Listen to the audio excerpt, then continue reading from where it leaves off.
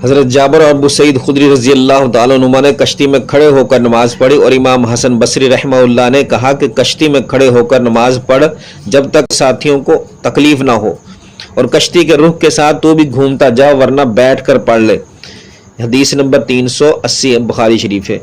दूसरी रिवायत में रसूलुल्लाह सल्लल्लाहु अलैहि वसल्लम को खाना तैयार करके खाने के लिए बुलाया। आपने खाने के बाद फरमाया, आओ तुम्हें नमाज पढ़ा दूं।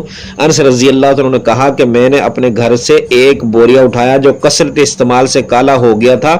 मैंने इस पर पानी छिड़का, फिर रसूलुल्लाह सल्लल्लाहु अलैहि वसल्लम नमाज के लिए इसी बोरिये पर खड़े हुए और मैं और एक यतीम के रसूलुल्लाह सल्लल्लाहु अलैहि वसल्लम के गुलाम अबू ज़मीर के लड़के ज़मीरा आपके पीछे सफ बांध कर खड़े हो गए और बूढ़ी औरत अनस की नानी मलाइका हमारे पीछे खड़ी हुई। फिर रसूलुल्लाह सल्लल्लाहु अलैहि वसल्लम ने हमें 2 रकअत नमाज पढ़ाई और वापस घर तशरीफ ले गए।